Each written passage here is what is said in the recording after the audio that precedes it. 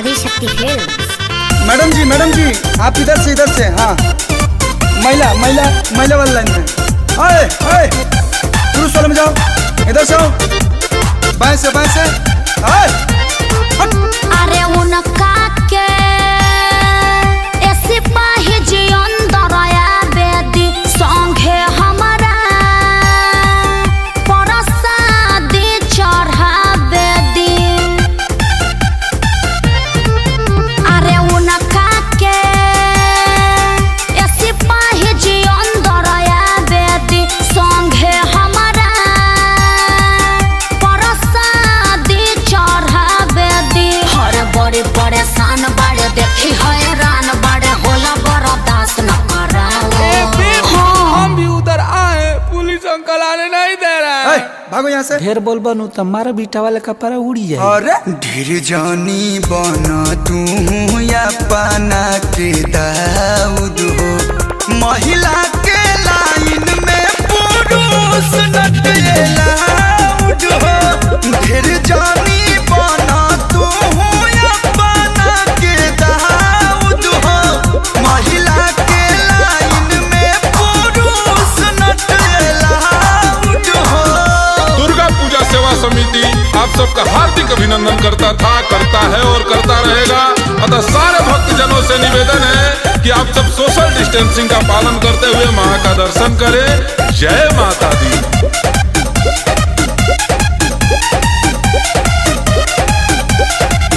भखले बानी भारा उनका संग ही नरियर फोरे के देखी हो देखाड़ बाड़े 5 बजे भोरे से। सिपाही जी रहम करी। कमिटी के नियम कैसे तुरिए मैडम जी, जदियो ने फनी है तो थुरी है साइन के भरदम जी। मुँह लटकैले बाड़े रोआ के गिरैले बाड़े देखी होने मारा तारे राउड। बेबी अब हम फान रहे हैं। बात से नीचे उतरो नहीं तो धसोर देंगे, गिर जाओ। तंग करबा तो छोलवा के रास्ता फेंक देम देहिया पर। ढेर जानी बना तू या पाना के दाऊद हो, महिला के लाइन में। ढेर जानी बना तू या पाना के दाऊद हो, महिला के लाइन में पुरुष नटला हो। अब पिचकिया अरे रिटायर करैबा काहे ब्यास।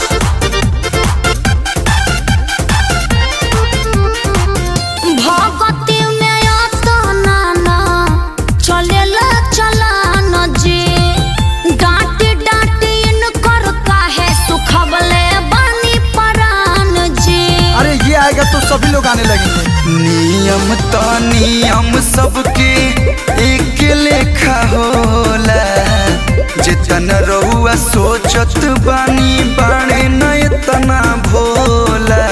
कलू अखिलेश के खारिज करे केस के रउआ पे बादेश के पराओ। अरे सर आप इतने बड़े हो कि क्या लफड़ा में पड़े, आने दीजिए उनको। जाने दीजिए ना अंकल। अच्छा सुनो, ओढ़नी ओढ़ के नारियल चढ़ा लो। ओके तेड़ी आई बा मार दे बेक ढेला। ढेर जानी बना तू या पाना के दाऊद हो, महिला के लाइन में पुरुष नटला हो। ढेर जानी बना तू अपना के दाऊद हो, महिला के लाइन में पुरुष नटला हो। लाइन से जाओ और दर्शन करो। आगे जान चलो।